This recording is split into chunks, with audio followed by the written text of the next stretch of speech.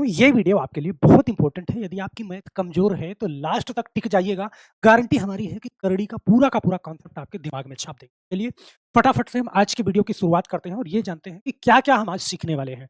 जैसे आपके सामने यहाँ पे आप देख पा रहे होंगे कि आज आप सीख पाएँगे कि घातांक का गुणनफल हम कैसे करते हैं। ये घातांक दिया हुआ है और इनका गुणनफल सीखेंगे, भाग सीखेंगे, घात की घात है तो वो कैसे एडजस्ट करते हैं, गुणनफल की घात को हम कैसे बनाते हैं, व्युत्क्रम का नियम क्या है और घातांक का शून्य होना, ये सारी चीज़ें बहुत ही आसानी से आपके दिमाग में आ जाए। चलिए फटाफट से सबसे पहला पॉइंट हम डिस्कस करते हैं कि घातांक का गुणनफल अगर घातांक दिए गए हैं तो उनका गुणनफल हम कैसे करते हैं। यहाँ पे आपके सामने दिया हुआ है कि a की पावर में a की घात m गुणा में a की घात n गुणा में a की घात 1 बराबर a की घात में m प्लस n प्लस 1, मतलब सारे के सारे घात को जोड़ दिया जाता है।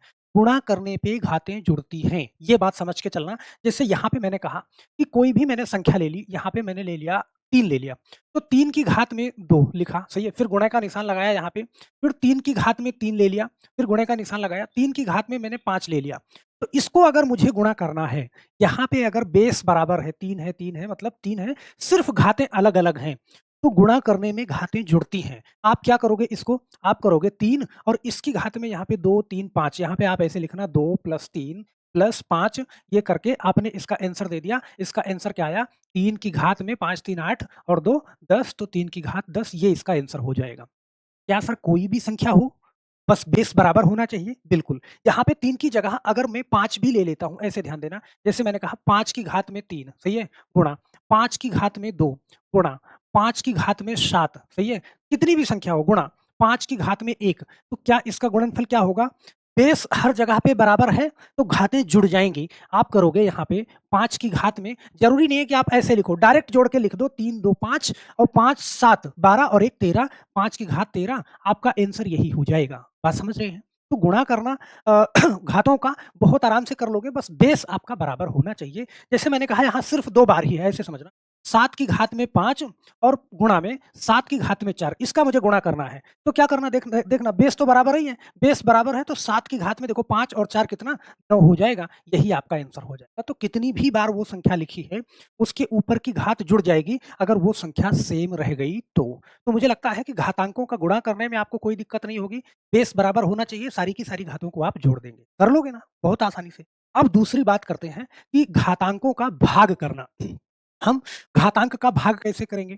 जैसे आपके सामने यहाँ पे दे रखा है कि a की पावर m भाग में a की पावर n, तो यहाँ पे इस चीज़ को a की पावर m बटा a की पावर n, a की पावर में m माइनस n, इसको आप ऐसे समझो कि कोई भी ऐसी संख्या है, मेरे पास ऐसे दिया हुआ है 5 की घात में 3, ध्यान देना, और भाग में 5 की घात में 2, ये दिया हुआ है। इसका मतलब ये है कि अगर हम भाग कर रहे हैं, तो भाग करने में घातें घटती हैं। इसको मैं ऐसे भी लिख सकता हूँ क्या, कि 5 की घात में 3 बटा 5 की घात में 2, और ये भाग में है तो घातें घट जाएँगी। हम लिखेंगे 5 की पावर में यहाँ पे 3 माइनस 2, अर्थात ये क्या हो जाएगा, 5 की घात में 1 हो जाएगा। ये तो मैं समझाने के लिए लिख रहा हूँ, आप डायरेक्ट कर सकते हो, डायरेक्ट इसको लिखा जाता है। देखो समझाने के लिए बेस में जाके एक-एक चीज़ समझाना हमारी मजबूरी भी होती है। यहाँ पे जैसे मैंने कहा कि देखो, यहाँ पे मैंने कोई संख्या ले लिया 7 की घात में 12, ये ऐसे ले लिया, सही है? 5 की घात में 12 और यहाँ पे ले लिया 5 की घात में 7, यहाँ पे गुणा की जगह ओके, यहाँ पे गुणा की जगह मैं क्या कर लूँगा, इसको मैं भाग कर लूँगा, गुणा नहीं लिखूँगा। यहाँ पे मैंने करा ये भाग, सही है? तो अब भाग करना है तो आप डायरेक्ट इसको ऐसे लिख सकते हो, 5 की घात में 12 माइनस 7 क्या हो जाएगा, 5 की घात में 5 हो जाएगा। बहुत आराम से आप देखो, घातांकों में जब भाग करते हैं तो घातें घटती हैं। जैसे मैंने कहा यहाँ पे मैं एक कोई नंबर लेता हूँ, जैसे मैंने कहा 7 की घात यहाँ पे लिख लिया मैंने 15, ऐसे लिख लिया, सही है? गुणा भागे, तो और भागे 7 की घात में मैंने यहाँ पे 9 लिखा। तो अभी जब मैंने देखा कि भाग करना है तो मैं डायरेक्ट क्या करूँगा, 7 की घात में देखो भाग करने में घातें घटती हैं तो 15 में से 9 घटा दो, तो यहाँ पे 7 की घात में 6 लिख दो। बात समझ रहे हैं? तो इन 2 चीज़ों से आपको ये समझ में आया होगा, जैसे मैंने कहा कि गुणा करना, तो गुणा करने में घातें जुड़ती हैं और भाग करने में घातें घटती हैं। ये चीज़ आप दिमाग में बैठा लीजिए, सही है? फिर अगली बात करते हैं हम घात की घात वाली, जैसे यहाँ पे ये है हमारे पास कि a की पावर m, फिर छोटा ब्रैकेट, फिर n, फिर मंझला ब्रैकेट, फिर 1, फिर बड़ा ब्रैकेट, इस तरीके से है।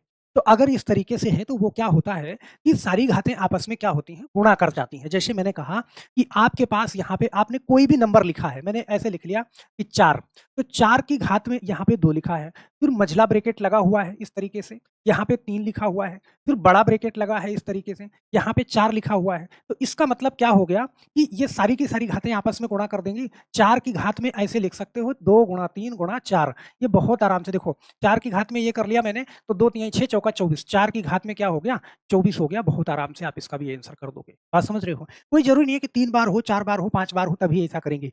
2 बार भी है। ऐसे मैंने कहा कि देखो ऐसे लिखा मैंने 5 की घात में यहाँ पे इस तरीके से 5 की घात में 3, फिर 5 की घात में ऐसे यहाँ पे ऊपर 5 इसकी घात में।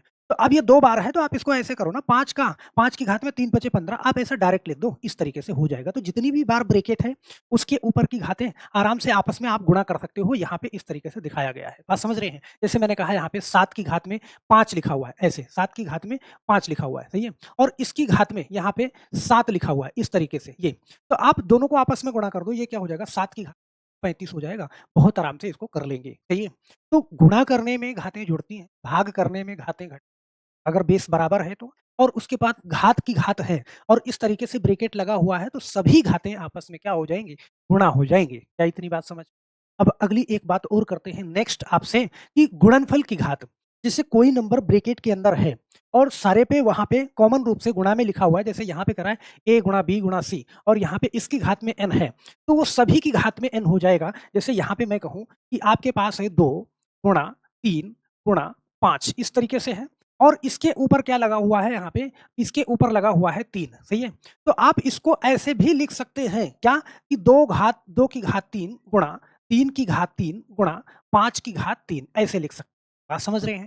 भाई ये ब्रैकेट के अंदर है तो कॉमन रूप से सबके ऊपर लगा हुआ है। आप इसको अलग-अलग भी लिख सकते हैं। जैसे मैंने कहा यहाँ पे कि देखो 2 ही संख्या है, मान लो 6 गुणा 7 और इसकी पावर में 5 है। तो आप इसको कैसे लिख पाओगे? देखो ये 5 इसके साथ में भी गुणे में रह सकता है, 6 की घात 5 गुणा 7 की घात 5 अर्थात ये इसके ऊपर भी लग जाएगा और ये इसके ऊपर भी लग जाएगा और गुणे का निशान रहेगा। तो मुझे लगता है कि ये पॉइंट भी आपको क्लियर हो गया होगा कि गुणनफल की घात बहुत आराम से कर लोगे, सही है? कोई भी 2 संख्या है, यहाँ पे 3 संख्या है, 5 संख्या है, तो इस तरीके से अगर कॉमन रूप से लगा हुआ है तो ऐसे।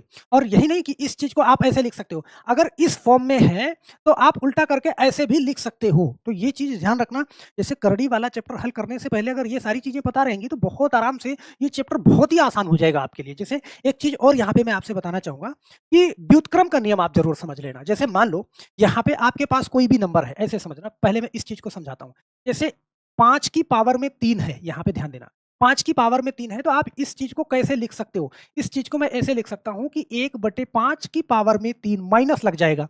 ये 1 बटे में चला जाएगा और ये 3 क्या हो जाएगा? माइनस में हो जाएगा। मतलब कि अगेन अगर मैं इस चीज़ को समझूँ तो संख्या इस तरीके से है तो हम ऐसे लिख सकते हैं। अगर इस तरीके से है तो मैं ऐसे भी लिख सकता हूँ। जैसे यहाँ पे देखना आपके सामने है कि देखो एक ही एग्जांपल लेता हूँ यहाँ पे, जैसे 3 के पावर में यहाँ पे -5 है, ये दिया हुआ है। अगर ये माइनस में है, तो आप इस तरीके से लिख सकते हो कि 1/3 की पावर में 5 ऐसे लिख सकते हो इस चीज़ को। बात ध्यान से समझना, सही है?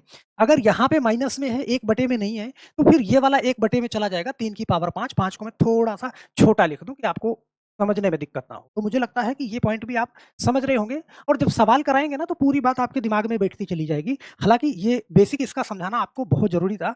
यहाँ पे जैसे अगर ये इस तरीके से है, ऐसे समझना कि अगर कोई संख्या बटे में है, मैंने कहा कि 3/5 ये है आपके सामने और इसकी घात में लगा हुआ है ऊपर 2 ये, सही 3/5 तो आप इसको कैसे लिख सकते हो? इसको आप ऐसे भी लिख सकते हो, देखो ये 5/3 हो जाएगा, संख्या उलट जाएगी। ये 5/3 और इसकी पावर में क्या -2 हो जाएगा। मतलब कि अगर 3/5 है और इसकी पावर में 2 है तो मैं इसको इस तरीके से भी लिख सकता हूँ कि 5/3 और ये ऊपर -2 हो जाएगा। मतलब संख्या क्या हो जाएगी? उल्टी हो जाएगी।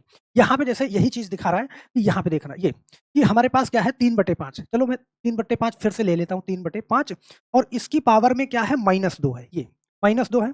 तो इस चीज़ को मैं फिर से वैसे लिखने जाऊँगा तो ये क्या हो जाएगी देखो 5/3 हो जाएगी और इसके ऊपर क्या आ जाएगा हमारे पास ये 2 आ जाएगा। मतलब ये माइनस में है तो ये संख्या पलट के फिर से ये 2 में बन जाएगा। तो इस चीज़ को आप बड़े ध्यान से देखो ये चीज़ हो सकता है यहीं पे ना रट जाए, लेकिन जब आप सवाल करोगे वहाँ पे अप्लाई करोगे तो बहुत आराम से आपके दिमाग में ये बातें टिक जाएँगी। जैसे एक चीज़ मैं और बता दूँ आपको, ये है घातांक का शून्य होना।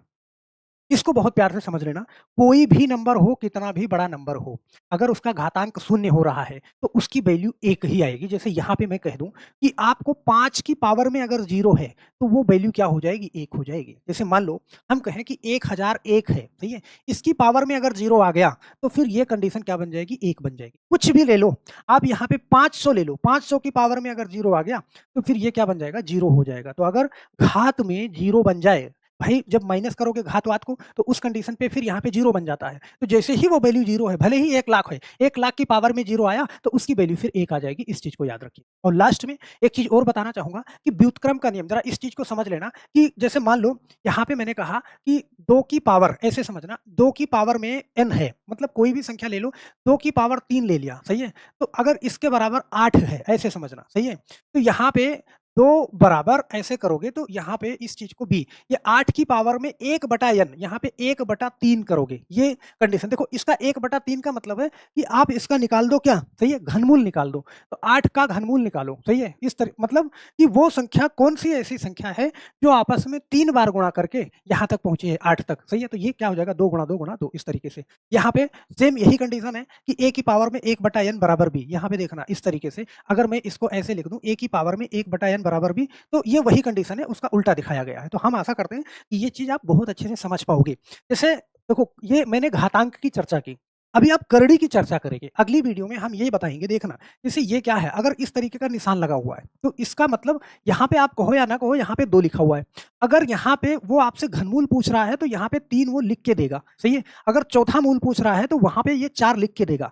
5वां मूल पूछ रहा है, तो यहाँ पे 5 लिख के देगा। तो इन सभी का क्या मतलब है, क्या मायने है, सारी की सारी चीज़ें मैं अगली वीडियो में चर्चा करूँगा।